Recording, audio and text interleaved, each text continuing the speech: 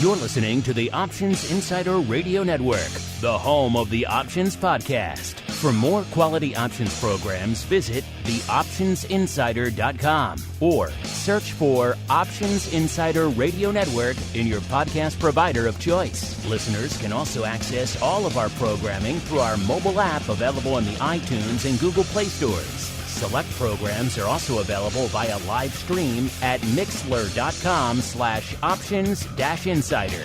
That's mixlr.com/options-insider. Don't forget to follow along with your favorite programs and submit your own questions for the hosts at twitter.com/options, stocktwits.com/options, facebook.com/theoptionsinsider, or via questions at theoptionsinsider.com.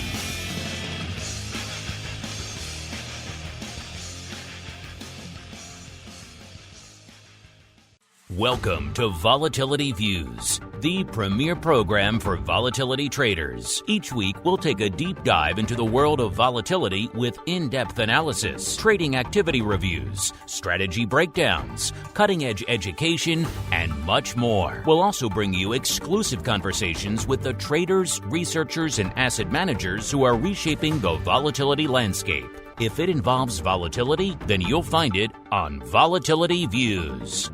Volatility Views is brought to you by MIAX, one of the fastest options platforms in the world. MIAX is now trading options on the SPIKES Volatility Index, offering pinpoint accuracy, radically faster dissemination, and a highly transparent settlement auction for confident trading, all for competitive exchange fees. It's time to make a change and give yourself an edge with SPIKES. Learn more about SPIKES at www.miaxoptions.com/spikes. Options involve risk and are not suitable for all investors. The statements made are provided for informational purposes only and should not be relied on for financial or legal advice.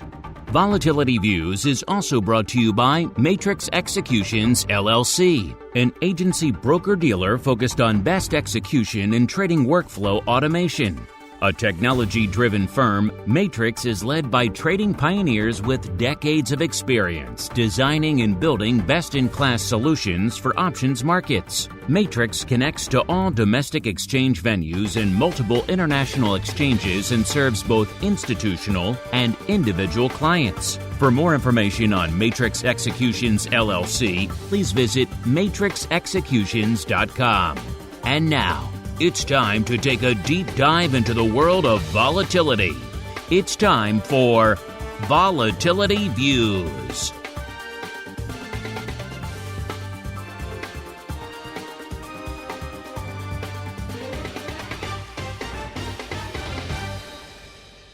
All right, everybody. That music can mean only one thing. It is Friday. It is noon Central. It is 1 p.m. Eastern. Do you know what's going on in the world of volatility? Well, let's find out together. It is time for Volatility Views, the premier program for volatility traders. My name is Mark Longo from theoptionsinsider.com, as well as, of course, from this fine network upon which so many of you are binging throughout the week. Remember, if you like what you hear, this program, anything we do throughout the week, keep those reviews, those comments coming on wherever you listen to our content. It really does help new people continue to discover the network, particularly all that horde of one-lot people who are diving into the options market afresh, anew here in 2020. They need a place to hang their hat as well. So keep those reviews, those comments coming. Keep those questions coming, too. We do love to hear from you guys. And speaking of hearing from people, we got a great panel to talk to today about all things volatility, including some returning favorites. First, let's go out once again to the land of Princeton, New Jersey. We were joined once again by our old friend, Mr. Shelly Brown, the Executive Vice President over there at MIAX. Shelly, welcome back to Volatility Views, sir. It has been too long. Mark, great to be back. Thank you so much. Really appreciate it. I hope you're excited today, sir, because it's going to be a fun show. Are you excited? You ready?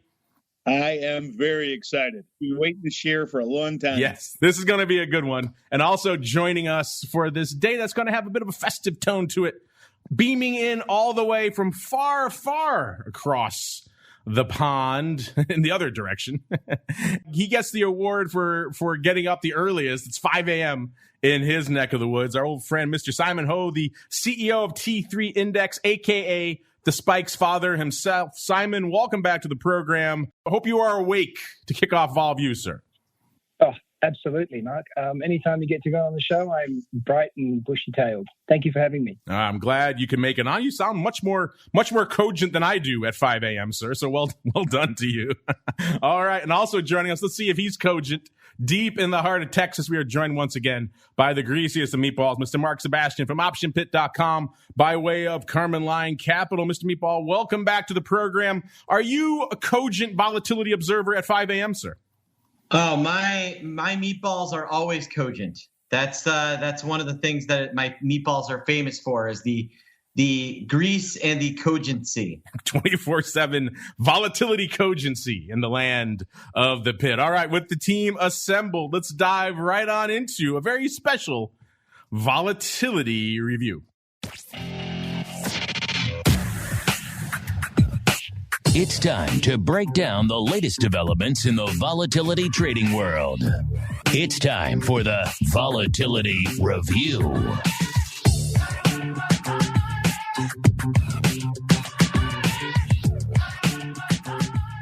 All right, everybody, welcome to the Vol Review, the portion of the show we break down the week that was and still is from a vol trading and trending and unusual activity and all sorts of perspectives. And, you know, now that I think about it, that usual intro to this segment is just not going to cut it this week. We need something a little bit more festive. Let me just hold on and see what I could do here. All right, that's a little bit better. That's a little bit more festive. That's a little bit more celebratory. All right, listeners, yes, we have a good one in store for us today. In case you can't tell, Shelly's excited. Simon, even though it's 5 a.m. in his neck of the woods, he's pretty darn excited as well, because there's some big news in the land of all things volatility. Pretty much the question you guys have asked us almost week after week for the better part. It's almost been exactly a year, which is kind of terrifying. But it is true. We are at that point. Shelly, the big news has arrived. I will give you pride of place, sir, because you've been working on this diligently for the better part of the past year. What the heck am I talking about? What is the big news, sir?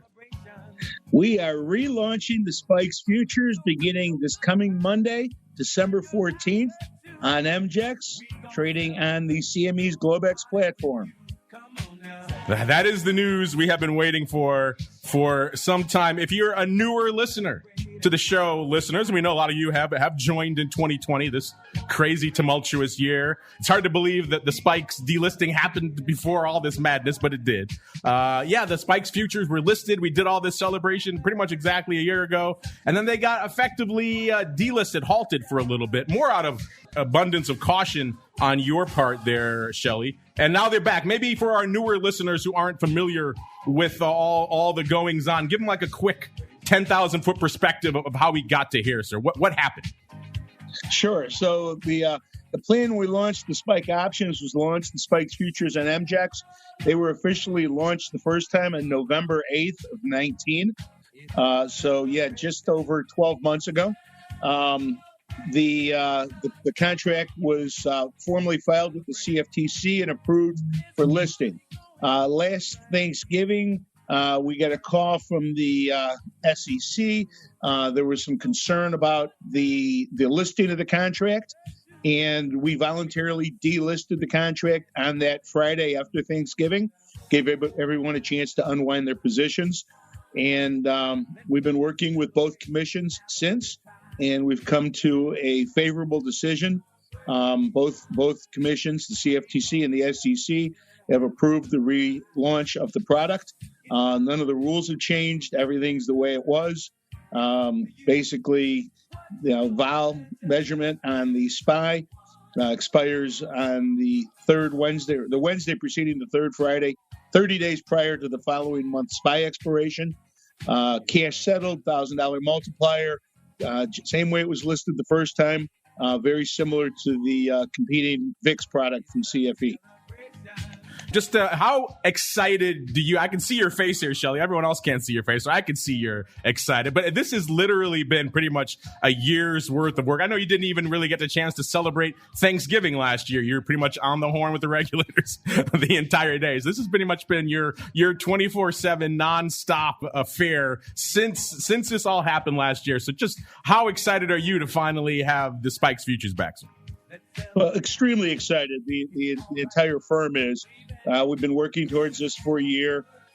So from the day they called us and asked us to take it down the day before Thanksgiving a year ago to Tuesday night before Thanksgiving a couple weeks ago when we got the exemptive order from the SEC that allowed us to schedule the relisting. It's been a ton of work. It's been a lot of sleepless hours for a lot of folks, a lot of nervousness for myself and Tom Jarek and Simon and everyone else on the team. But we're very excited about the relisting. Just pick up where we left off. Like I said, we're excited about working with the team at MIAX. And for those who may not know, MIAX is now a wholly owned subsidiary of Miami International Holdings.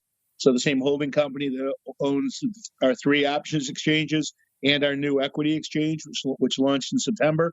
The same parent company now owns MIAX as well. Yeah, I mean, we had Tom Gallagher, your CEO, on our interview show not too long ago, about a month ago, and he seemed exceedingly optimistic that it would happen before the end of the year. And as we were creeping on here with December, I was starting to wonder. I was like, oh, maybe Tom got a little excited, a little bit ahead of himself. But lo and behold, I was a fool to doubt him, Shelly, because here we are coming back here next week. So he made it in right under the wire. Simon, you are joining us. This was exciting enough to get you up before the crack of dawn there across the pond. As the creator of Spikes and having to be, partake in all this drama for the better part of the last year, how excited are you, sir, to finally have the Spikes futures back? Look, over the moon. I mean, this is a realization of many years of work, concentrated effort on the part of not only my team, but of course, MIAX has been so integrally involved in this thing. And so, yeah, sure. It's been a shame that, it's taken this long, but we're here now and everyone's just exuberant about being able to get out there and, to showcase what we can do. It's just pure excitement and elation at this point, which is why I'm buzzing at 4:50 in the morning. It's no worries. I mean, I'd love it any day of the week. I'd get up for this. So, no, we're very pleased with how it's gone. Obviously, we would have preferred it took a day instead of a whole year, but it is what it is, and we're finally at the starting line. So, couldn't be better. You don't need coffee. You just have the return of Spikes to energize you throughout the day, sir. Exactly. That's all the fuel you need. Mr. Meatball, I know you've been waiting for this day for quite some time. What are your thoughts here on the final return here of the much-awaited, much ballyhooed Spikes future, sir? I got to say, I'm really excited. I think that's going to really catapult action in Spikes itself. You'll see those options really start to tighten up, and I think you'll see some good trading on the options. And, it opens the door to, path for the Spikes to have a whole suite of products down the line. So I think it's wonderful. And hats off to SHELLY and the MIAX crew. And, half a hat off to Simon just to give him a little bit of garbage. The man got up at 5 a.m. Least he could do is he can get us a full hat there. All right.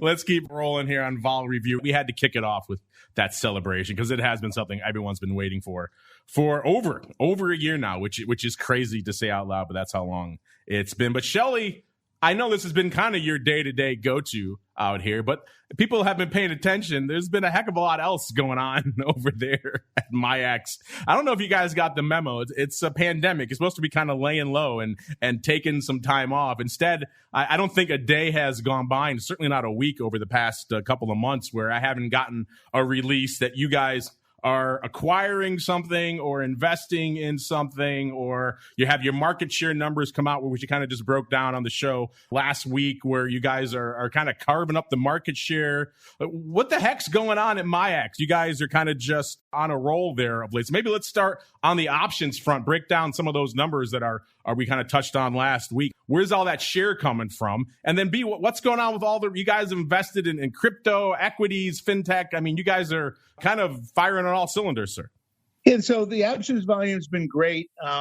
Obviously, this year has been an unusual year. The changes in the marketplace when the floors closed in spring really worked to our advantage in a number of ways.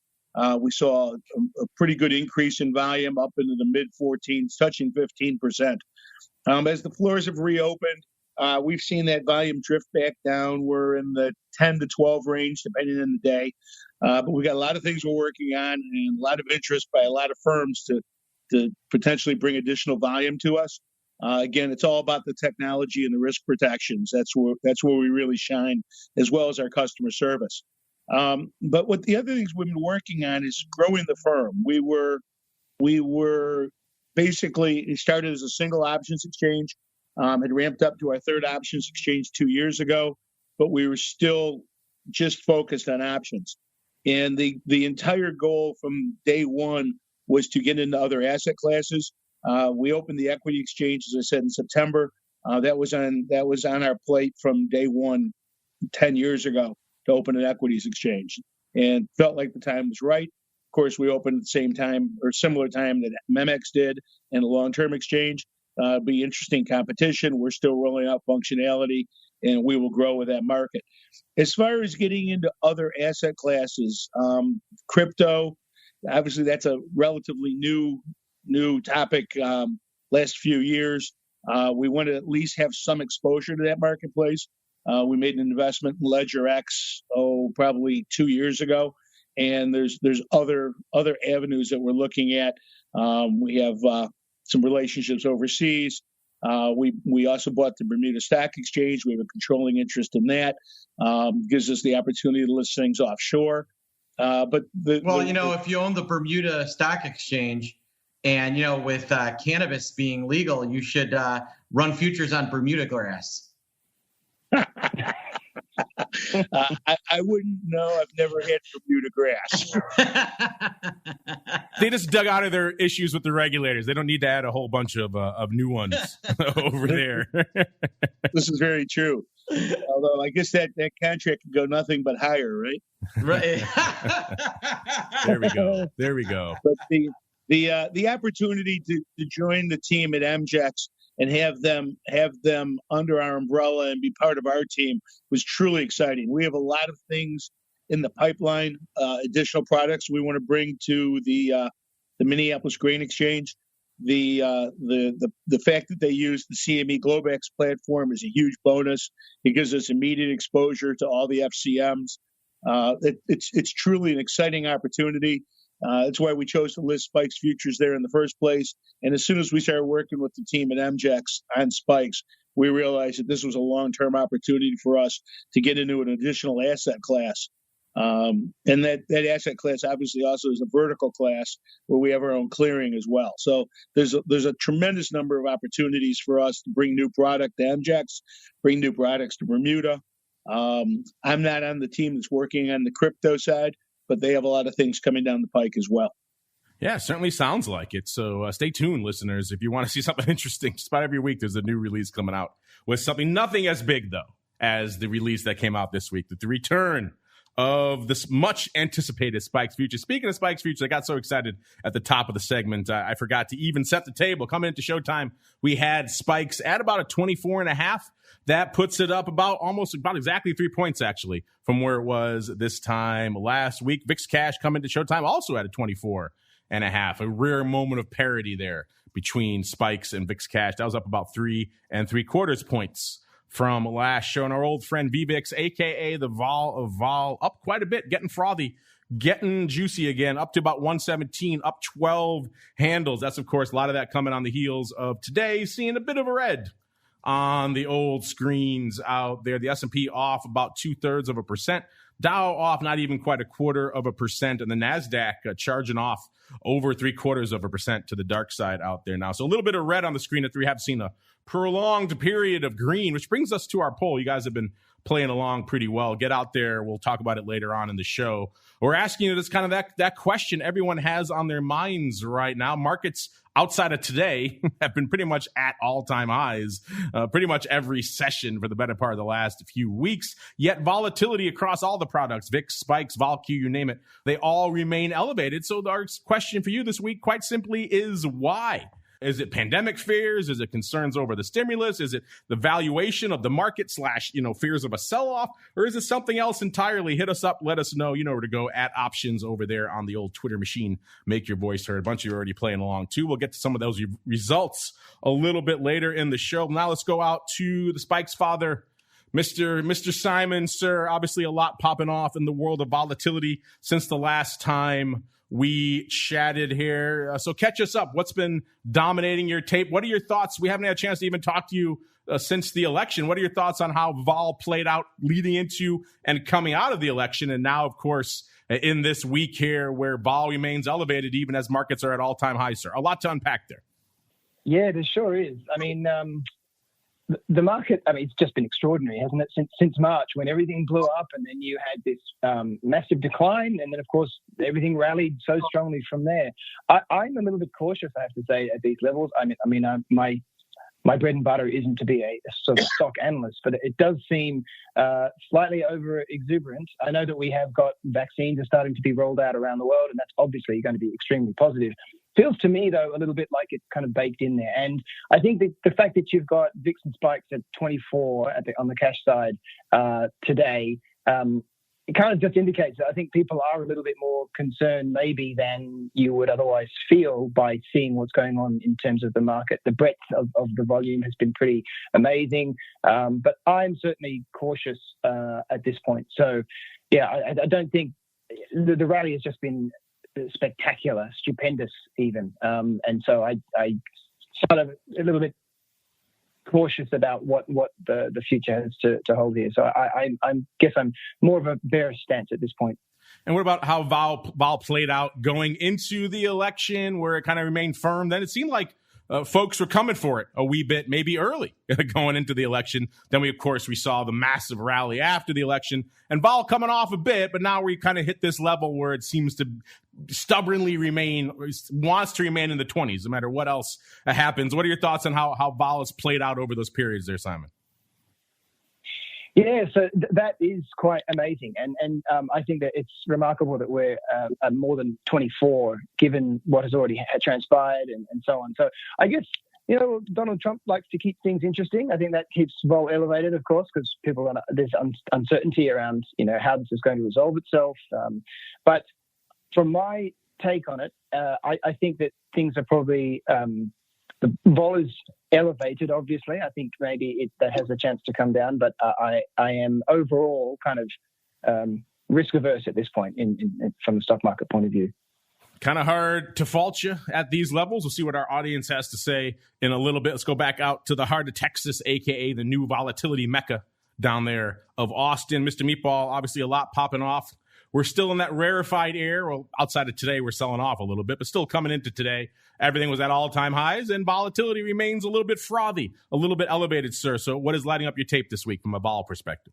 Yeah, that's just it, is that, if you look at the way paper has aligned itself in the VIX contract, you have to wonder whether all of this open put interest is assisting vol higher as market makers and hedgers are, dealing with some pretty decent sized open put positions and a total lack of upside exposure in calls.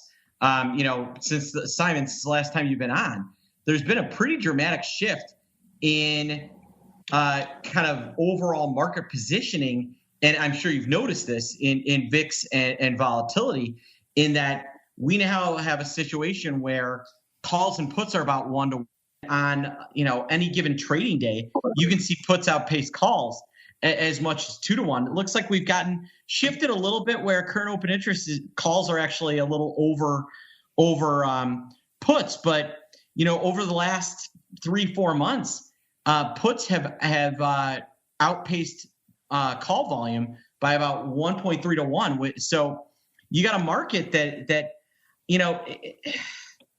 it really trading VIX in ways that I have not seen in a long time, and some pretty strong expectations for volatility to still back off. The biggest trades that we've seen today on a day where the VIX is up 2 points are somebody bought 12,000 of the 20 puts expiring on Wednesday for 9 cents. You got the March 17s trading; those were purchased. And the Feb 19s also purchased. The December 23 puts, somebody went out and bought a chunk of those. So there's a really interesting change in how the market has positioned itself. And they keep looking for the big fade, and it keeps not coming. And I'm wondering whether the fact that everyone's looking for the fade is a little bit self-fulfilling. Certainly seems that way. Simon, anything to add there, sir? Yeah, I think that's pretty good insight, to be honest. I mean, if you look at that term structure, if you look at VIX Central, for example, you see that obviously the front month we're going to expire pretty soon, and so it's pretty much aligned with cash. But it's stubbornly bid there, isn't it?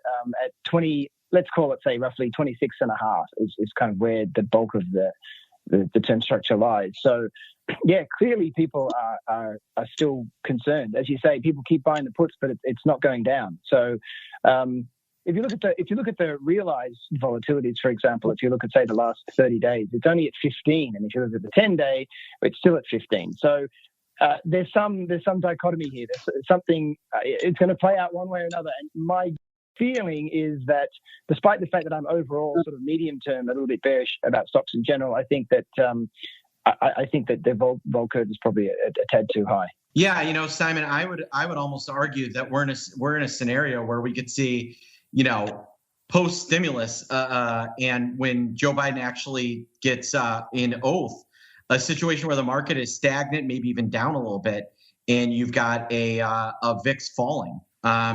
It's just so hot, and call skew in the S&P and in a lot of individual names is completely inverted.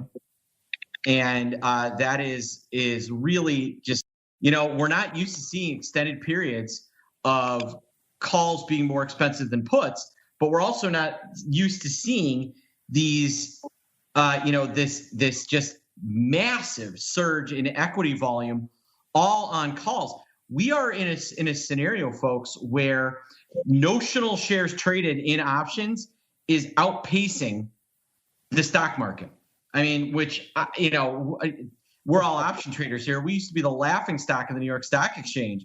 They would sit there and make fun of the Amex. They'd make fun of the SEBO. And yet here we are, and options are now the dog, and the stock market's almost the tail. Yeah, looking at a bunch of research coming out recently. I think Bank of America was the latest to jump on this trend. They broke down call buying over the last 10 days average, and they were pointing out they haven't seen these levels pretty much since, you got to go all the way back to the dot-com go-go late 90s to see anything. It kind of maxed out right around 2000. Not even the hot and heavy days of 09, 08, 2010, all that time.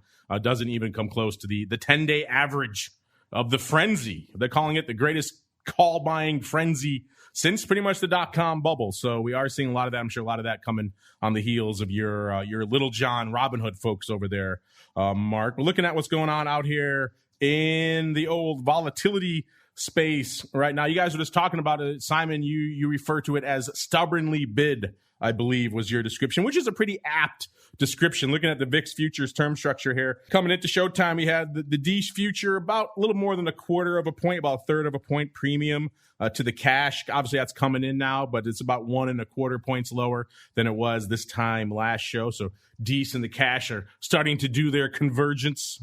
And then Jan as about 1.5 points premium to cash. That's come in a bit as well. That's about 0.75 of a point lower than where it was this time last week. But as Simon kind of referred to it, beyond Jan, the lion's share of that term structure, Feb, all the way out to July is pretty much glued right around that 26.5 level, which is kind of fascinating. So the curve kind of peaks and then it just flatlines all the way through to June or July. It's like a plateau. And then it comes off hard again in August down to 25 20. So yeah, it's a weird structure, I think, to say the least. Mark, what are your thoughts here on this term structure that I called weird and that Simon referred to as stubbornly bid, sir? Yeah, it is really odd and super flat, and they're like begging you to like short Feb and buy March, or do some pretty decent term structure trades that are out there right now. I mean, you could, this is a trade I'm legit looking at doing right now is kind of an in the money put spread on, VIX or spikes, where I can,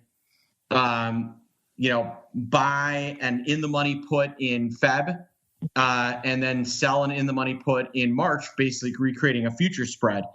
And, it's a pretty interesting trade to me. Yeah, this is one of the stranger plateau, I guess you can call it, VIX future structure, where it just kind of shoots up on both sides and it just flat lines in the middle for not just for a month or two, but a protracted period out there, which is somewhat strange. What's not strange is the resurgence of paper out there in the land of spikes. Folks aren't even waiting for the spikes futures to launch again next week. They're getting back out there slowly but surely. We're seeing the OI start to climb again. Let's break down some of the top positions. There have been some funky ones. I'd be curious to get your thoughts on this as well, Simon. Just break down the top positions of spikes options right now. We got the DEES 80 puts. Again, some interesting strike selections out there, followed by the DEES 28 calls. And then we've got new Feb opening out there. We got the Feb 30 calls. So much more relevant strikes than we have seen in the past, as well as the Feb 22s. Then we got the Feb 75 puts. Those have been out there for a little while. An interesting strike as well. And then keeping on the meaty option train, the February 11 calls. So new stuff opening,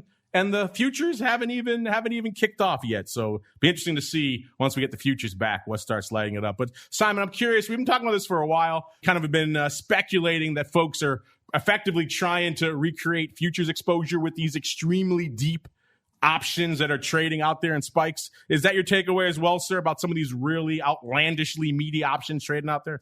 Yeah, I think that's the only conclusion that one can draw, frankly. I mean, as you say, since March, we haven't seen levels like that anywhere on the board. So it's very curious. I'd like to know more about that myself, to be honest. But yeah, it's interesting you mentioned, though, that there's still activity going on in the options without the underlying. I mean, last year, before the futures unfortunately got delisted, we had a month where I think before the futures were actually even listed the first time around, I think the highest month was in the order of 150,000 contracts for a contract that had no hedge. I thought that was pretty remarkable. So it's not a surprise completely to me that someone would be doing this kind of stuff, given the history that it's had. But yeah, certainly somewhat odd. So I am looking forward to seeing once we get the futures back, maybe some traditional, boring, old at the money option trading there, Simon. Once all this stuff comes back, because you're right, it has been interesting to watch. That's for sure. The folks persisting out there despite the lack of an underlying. Now the underlying's back. So that should be certainly fascinating to watch. Let's go out there now to VIX land. Pretty active day out there, especially considering that the ADV has been trending in the wrong direction in VIX land for a while. Remember, it was north of 600,000 not too long ago. Last show, it was about 533,000. It's down almost 100,000 from that level again, listeners. Coming into today's show, the ADV is at 438,000. So VIX has surrendered almost 200K in ADV just in the past couple of weeks. Obviously not a rock'em sock'em period out there. We'll see if today's sell-off can maybe lift that again, because as of a few minutes ago, we saw almost that much, about 362,000 contracts on the tape. So it seems like it's going to break through that ADV today. Let's get back to what Mark was talking about earlier, the somewhat aberrant paper we've been seeing going up out there in VIX options of late. If you know anything about volatility products, they are typically call heavy. That's where the action and the interest typically resides. Folks want to use them as a speculative tool to vol blowing up or a hedge, whatever you want to call it. But they usually play in the calls these days, at least out in VIX land. There aren't a heck of a lot of calls to be found. In fact, once again, in the top 10, we are down to one call in the top 10. This is a rare scenario. We don't see this too often. In fact, in the length of time we've been doing this show, outside of the last month or two where we've seen it a few times, I can't recall another time where we've actually seen it to this degree. Let's break down the top 10 out there. It only cost you $117,000 to break into the top 10 in VIX right now. It gets you to the D's 18 puts. Number 9, $1.21 of the D's 25 puts. Number 8, $126,000 of the Feb 15 puts. Number 7, $141,000 of the Feb 17 puts. I think you can see where we're going, listeners. A lot of puts. $159,000 of the D's 21 puts. A lot of the same strikes, too. $166,000 for number 5 of the March 17 puts. So 17 strike popular across the board. And number 4, our first and only call in the top 10. And it's an interesting one. It's the Jan 40s, 4-0. So kind of getting back to what we were talking about with spikes options. Not perhaps a more relevant strike, like, let's say, I don't know, 25, dare I even say 30? No, it's the 40 calls to the tune of $175,000. Number 3, $207,000 of the D's 23 puts. Now we got a little D's put strip going here, listeners, for the top here. Number 2, $208,000 of the D's 22 puts. And number 1 with a bullet out there, a pretty small bullet, though, only $302,000 of the D's 20 puts. Total of about $7.7 million total, talking about $4 million on the calls and about $3.7 million on the puts. So calls still outnumbering puts total in the OI, but ever so slightly. So this is, again, a somewhat rare scenario. Mr. Meatball, I know a lot's been popping off there this week. It's been a lot of puts. Anything catching your eye of note this week, sir, in VIX options? Yeah, like I said, just tons and tons of December put volume. Lots of people making bets that there's going to be a big fade. You have to wonder whether we're priced for, if Congress gets their act together over the weekend, whether we're priced for a potential collapse in the VIX. The market is definitely positioned for that. Spikes too. And that's kind of what I'm looking at. None of the kind of the traditional complex trades that we're used to seeing. It's all kind of outright call and put buying. So more of the same. Yeah, not a lot of nuance these days. It's kind of just loading up wherever you can, apparently. Let's go to today. Like I said, 362,000 contracts on the tape. So not a bad day, comparatively speaking, compared to what we've seen of late. The big contract today out there are the D's 20 puts, 35,000 of those on the tape, followed by 25,000 of the D's 23 puts, 17K of the Jan 30 calls. So there's a call to be found in the top 5 there.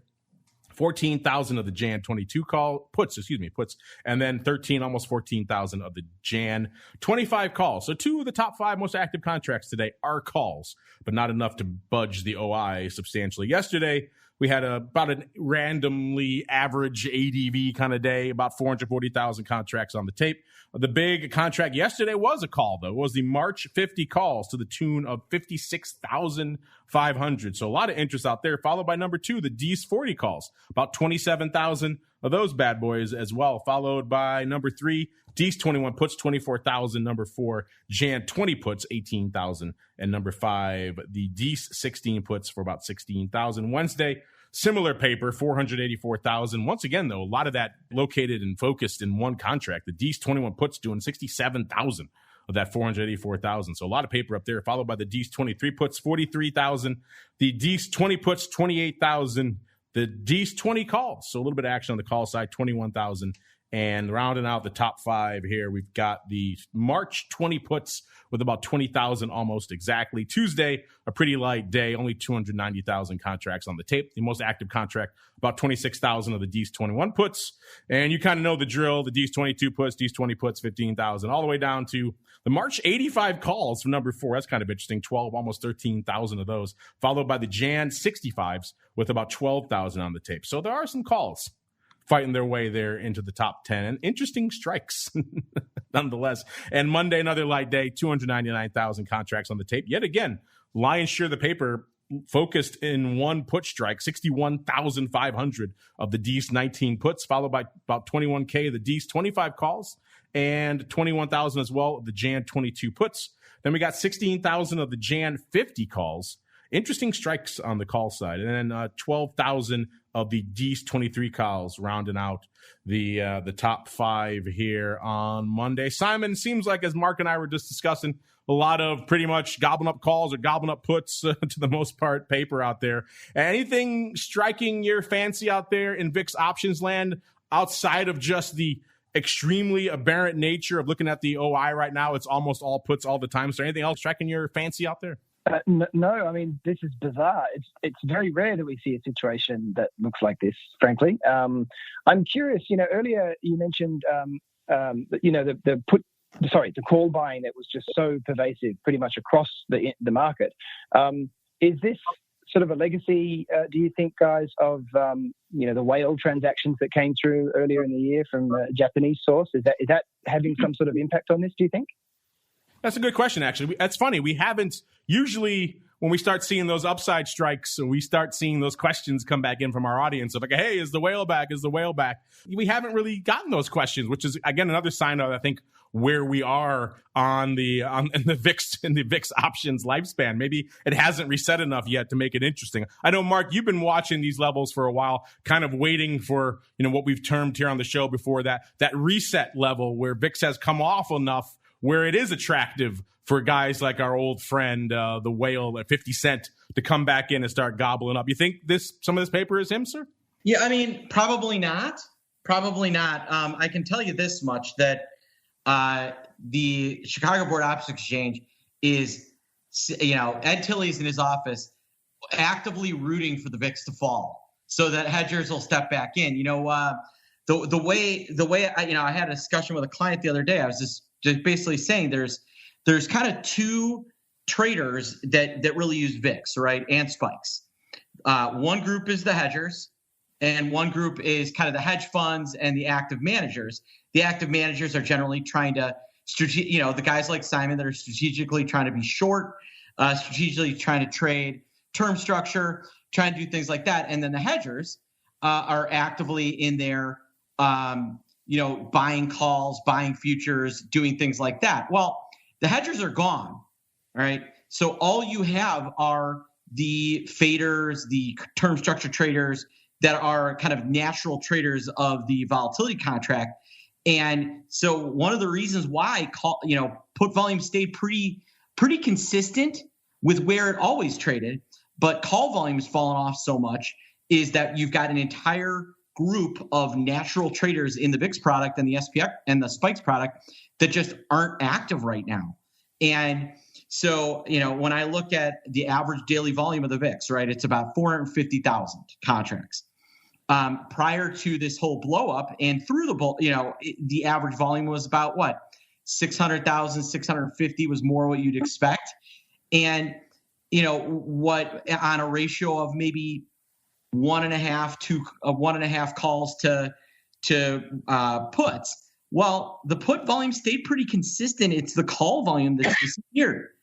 And so, what we're seeing is that there's nobody interested in upside call volume. Now, when you're talking about individual equities, what I think that is really being driven by is Robinhood and Gatsby and Doe and all of the individual option traders that are in there that are buying individual calls. So, Simon, here's something that's going to blow your mind. 10% of all transactions are one lots. So what's happened is when you brought up a whale, the retail trader has become a whale. And that's something that I don't think any of us could ever fathom 5 years ago. But the retail trader, the Robinhood trader, the individual option trader is now a whale, because one lot orders are creating 10% of this market, and they're piling into the same names. So that creates what you're seeing on all this upside call. It is a whale, but it's not the Japanese whale. It's the young millennial or Gen Z whale that is, sitting at home, driving an Uber and buying, or delivering my DoorDash and buying calls. I literally just got a text from a guy that was in my Second City class. I took some Second City, IO theater classes because I wanted to get better at like doing media. I wanted to be even better on the Options Insider Radio. So I took some Second City classes to get better at that. And a guy from that class just texted me asking me about what I thought about Airbnb.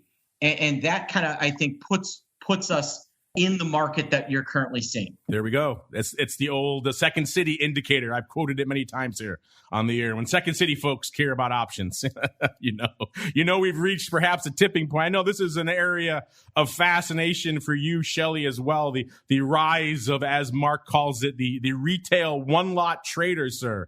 Or what are your thoughts on this as you guys at MIAX continue to grow? Are you seeing the one-lot explosion over there, sir?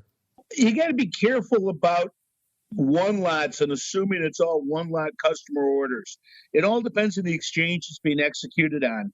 If a 5 lot comes into a pro rata exchange and there's 5 or more market makers on the quote, and assuming it's not directed to the specialist where he gets the whole 5 lot, you're going to see that print as 5 1 lots on the tape.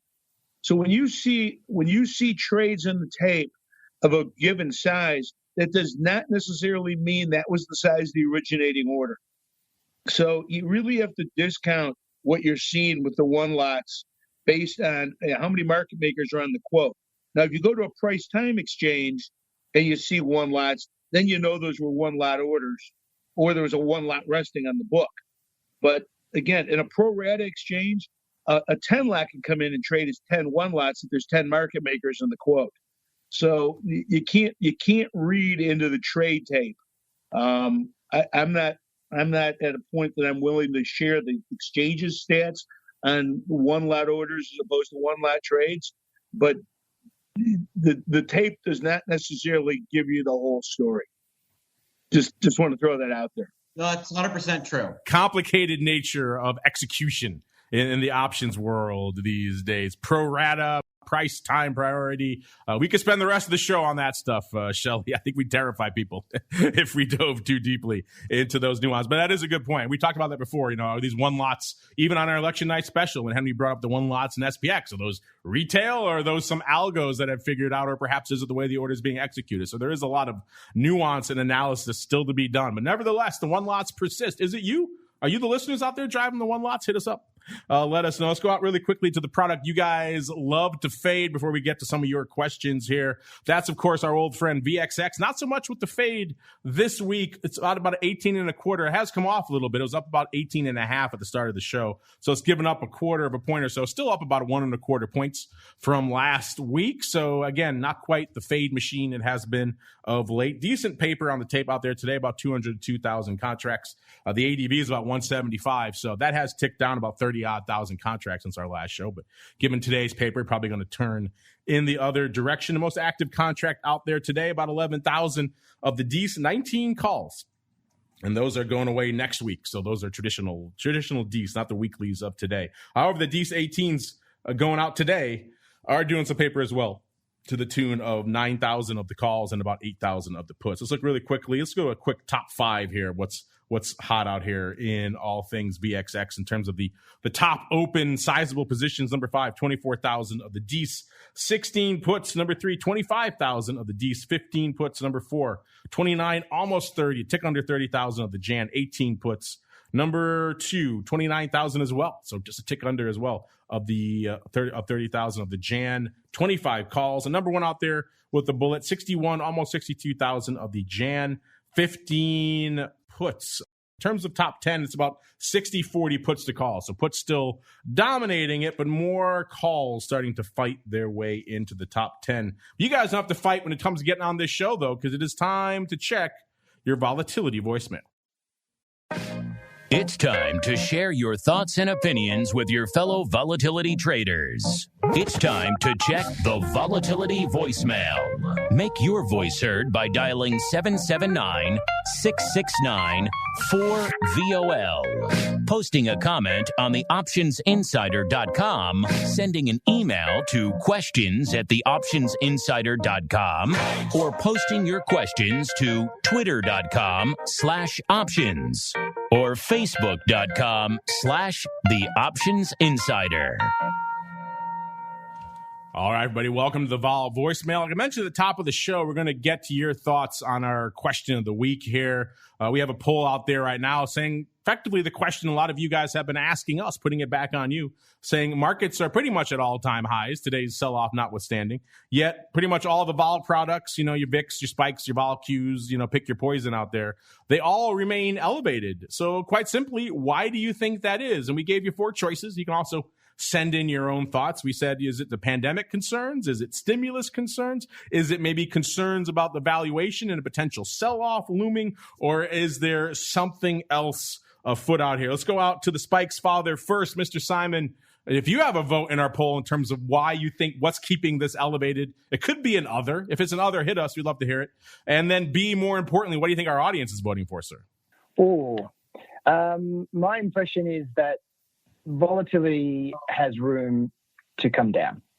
That's my honest opinion. I think that given the backdrop of what we've experienced recently, or even the last 6 months, it feels to me as though there's an excess premium built in there, but maybe it's still sort of lingering from the period where you had lots of anarchy in the market. But yeah, I think for the time being, the term structure is too high.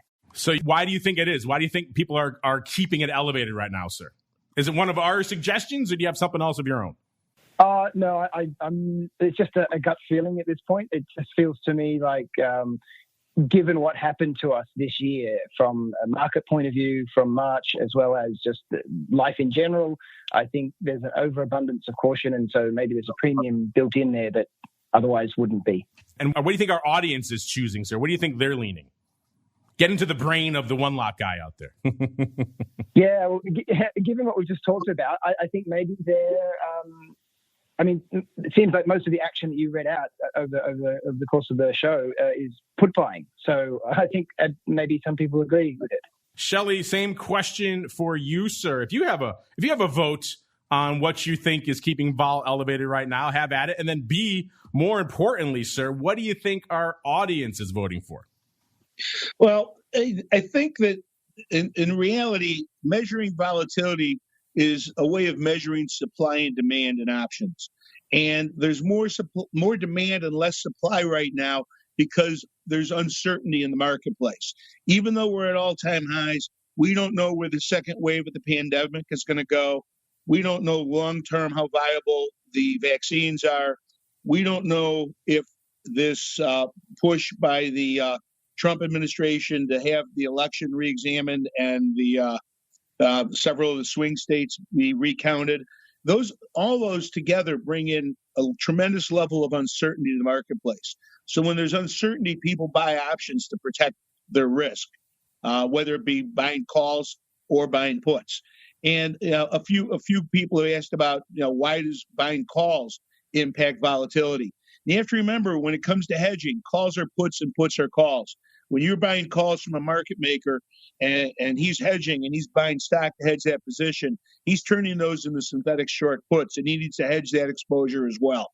So there's a lot of dynamics that are playing in here, but I think most of it is evolving around the uncertainty. Are we going to hold these highs? Are we going to new highs? What will happen if the pandemic continues on? There's just a tremendous amount of uncertainty. So I'll put you down in the valuation / sell-off fears category. Mr. Meatball, same question for you, sir. Which of these do you think is keeping things elevated, or do you have a fourth choice? Have at it. And then B, more importantly, what do you think our audience is voting for? Yeah, I think it's a combination of stimulus and election fears. And then, as Simon said, it's a little bit of recency bias that is holding us up. So I'm in the, if I had to pick, I guess I would say stimulus. So one vote for stimulus. Shelly's in the sell-off fears, and Simon's got all of the above there under his rubric. And let's see, it's actually surprisingly contentious out there right now. As coming into the end of the show, we're seeing stimulus concerns ever so slightly edging it out with 43.2% of the vote, followed by valuation / sell-off fears at about 37.8%. Pandemic fears only getting about 16%, 16.2%, and about 3% of you saying it's other, with some other interesting reasons. We'll have to get into all that when the poll expires. You know where to go. Add options on the old Twitters. You got a day or two to get out there after the show. I like to make it so the podcast folks can play along too, not just the live folks. So you got a day or two out there to make your voices heard. Let's look really quickly. Shelly, since you're on here again, we touched on this on the top of the show. We got this question from Angle 786. They want to know, what was the reason behind the continued delay of Spike's futures? Like I said, we touched on this at the top of the show. There's a lot of minutia involved in that. But if you have anything else you want to add or share here for Angle or anything else about what was going on for the delay, have at it, sir. It was really just working with the regulators. Their primary goal is to protect the public interest, and there were some questions in their mind about the construct of the contract, and that's all been resolved. And the SEC and the CFTC are both in favor of the contract being relisted. But when you're dealing with the agencies, they're very careful in how they do things. They don't want to make a mistake, and they certainly don't want to make the same mistake twice. But everyone's now in agreement. This was a viable contract.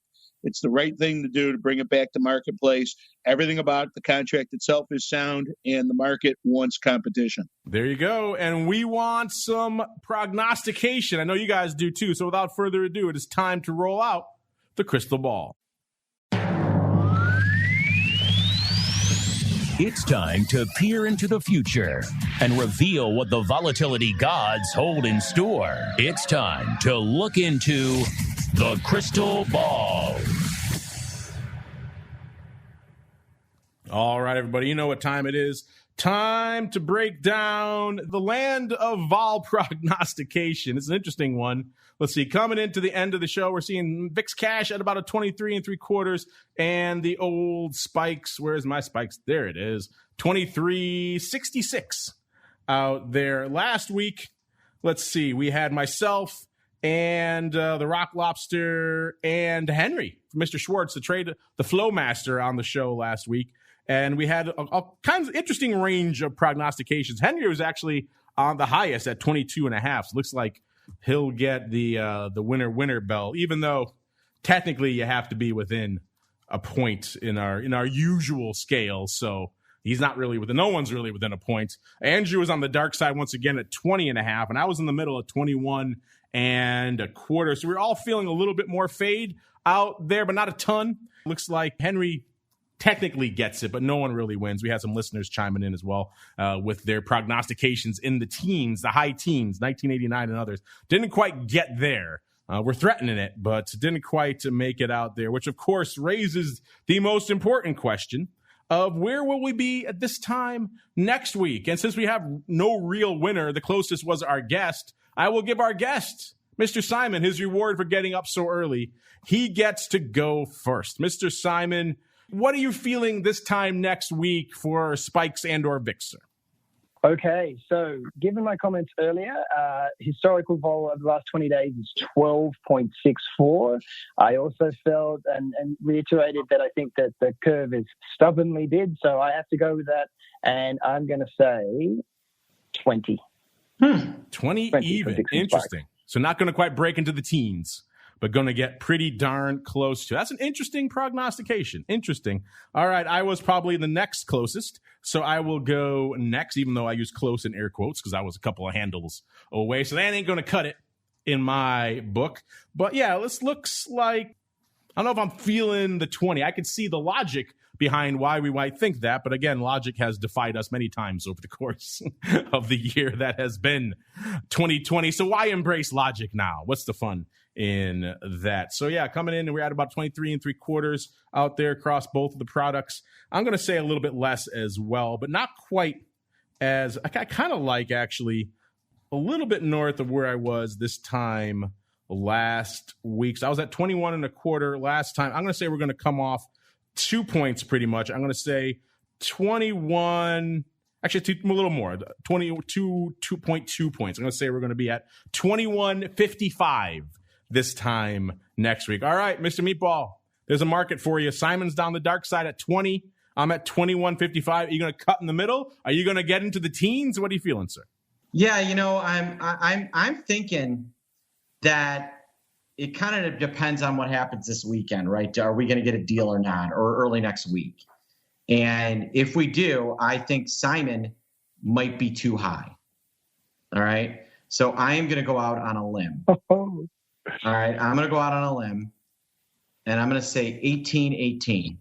Wow. Oh, that's true. There is that stimulus juice hanging out there. And if that gets done, according to our audience, that's the biggest concern. So if that gets done, yeah, Simon could indeed be too high. I'm wagering on a little bit of gridlock preserving us through this time next week. All right, that's our market, listeners. A surprisingly broad one. 18-18 on the dark side with Mr. Meatball. 20 even for the Spikes father and myself at a 21.55. All right. Unfortunately, that music means we've come to the end of this extra special celebratory edition of Volatility Views. If you missed the top of the show for some reason, hey, yeah, Spikes Futures, they're back. Coming this Monday. A big moment out there for everybody over there on the Spikes team. Shelly, if folks are intrigued, they want to learn more about these much delayed, much anticipated Spikes Futures, and indeed all things Spikes, where should they go? What should they do, sir? Go to MIAXoptions.com and click on Spikes. We have a newly updated website, and everything you ever want to know about Spikes is there on the website, MIAXoptions.com. There you go, MIAXoptions.com/Spikes. The URL is the same. The website's all new. Check it out for yourself. I'm looking at it right now, listeners. Nice, snazzy new setup.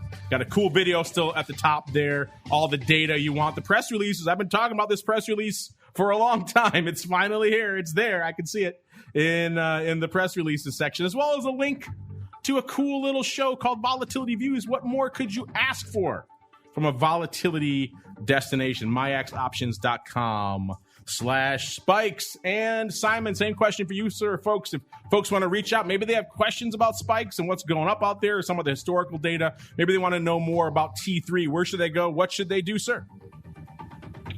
Well, you can go to t3index.com and people should feel free to contact me if they've got any questions.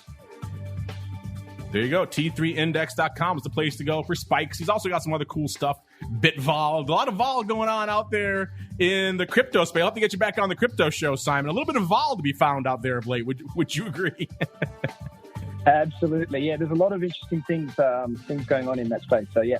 Would love to. There you go. Check them out in the meantime over there. T3 Index is the place to go. And, of course, you know where to go to find out more about what the folks at Matrix are cooking up. It's just matrixexecutions.com is the place to go to kick the tires and light the fires over there. Everything they're working on the tech front, on the execution front, color, all that good stuff, and a whole bunch more. Matrixexecutions.com. And last but certainly not least, Mr. Meatball, sir, if folks are intrigued, they want to talk to you about One Lots and the Little John, or maybe about all things volatility. Where should they go? What should they do? Yeah, we put out great content every day covering Spikes, VIX, the whole 9 yards. Go to optionpit.com and sign up for our newsletters, and you will not be sad. There you go. Optionpit.com is the place to go. And on behalf of Shelly and everybody over there at MIAX, and Simon, everybody over there in T3 land, and everybody over in Matrix land, and of course the Greases and Meatball, and even the Rock Lobster. He's kind of under the weather today. Feel better, sir. And indeed myself. I want to thank all of you out there for downloading, streaming, subscribing, listening live, voting in our poll. We'll see you back here next week for another episode of Volatility Views.